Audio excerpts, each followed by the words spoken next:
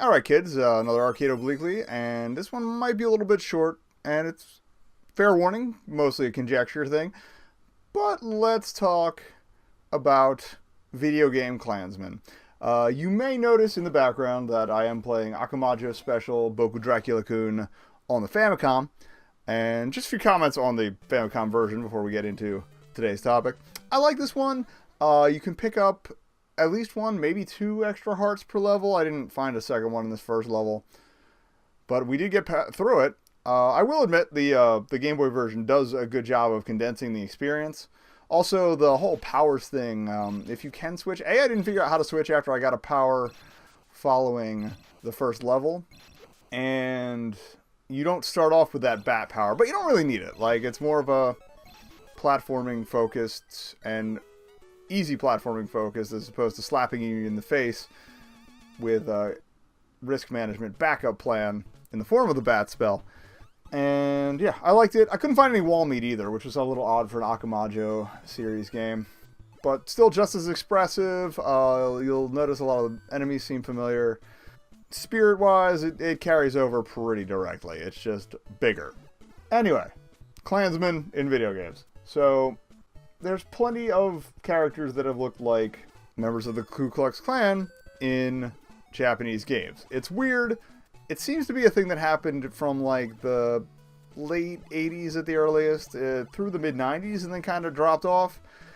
And I couldn't find why. Like, I looked this up. Nobody's really done a study that I could find anyway on why there are sort of Klansmen in these games. Like, you've got the boss of this first level here in Kid Dracula as, you know, the most relevant example to what we're talking about. You've got the wizards in the dungeons in Zelda 2. You've got the shaman or pagan or whatever he's called from Splatterhouse Wanpaku Graffiti.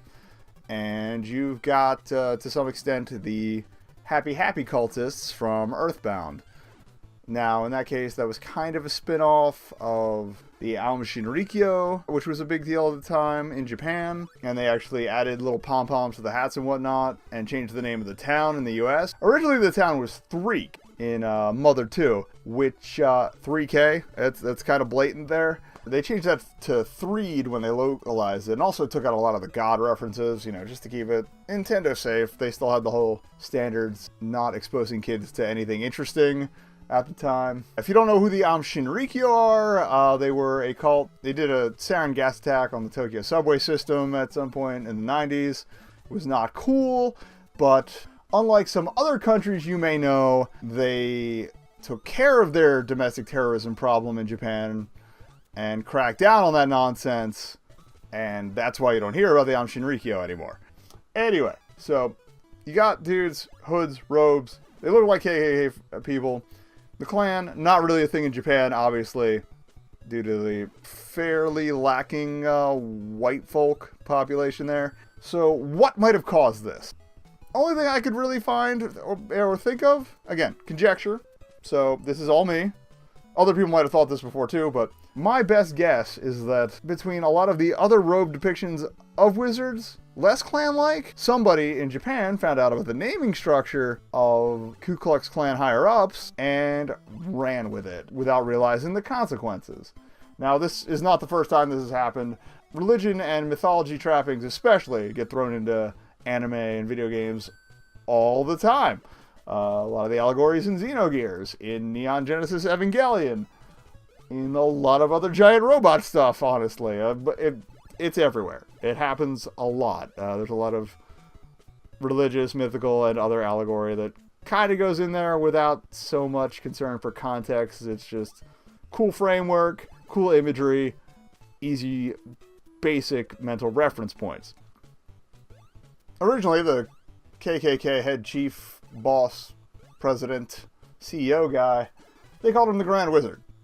He had assistants called Genii, and lower levels were led by Grand Dragons, assisted by Hydras. Basically, if you're a scared white guy who needs to feel powerful, hiding behind a mask. You name yourself after Dungeons and Dragons monsters. That's how this works, apparently. That was revised to an extent in 1922 when they shifted to the Knights of the Ku Klux Klan. At that point, things were run by an Imperial wizard instead of just a Garan wizard. He got more genii, and below that, a lot of the names stayed around, Grand Dragons anyway.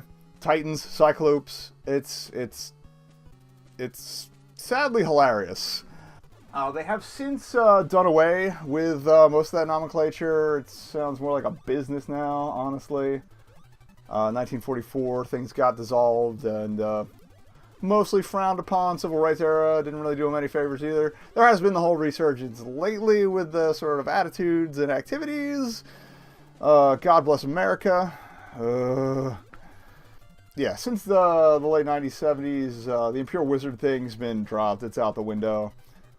And, yeah, there's a little bit of, like, kind of names related to knights and whatnot further down. But it's, yeah, they decided to call our wizard friend the National Director. So, long story short, it seems like that might be where things came from. Like, they heard clanners call themselves wizards or got some pictures somehow. They didn't really have Google back in that time. They didn't have AOL keyword search. So that happened, and I guess eventually somebody got around to being like, hey, this is not so cool. Maybe stop. And that's why you don't see it anymore. Thankfully. I'm not entirely sure why the boss of that first level had a swastika or manji sign or whatever on his forehead. But here we are. So again, all conjecture, but that's the best, or at least most reasonable way I can see all of that shaking out. And yeah, kind of glad it doesn't happen anymore. Kind of wish Kid Dracula did keep happening, but you know, Konami's going Konami.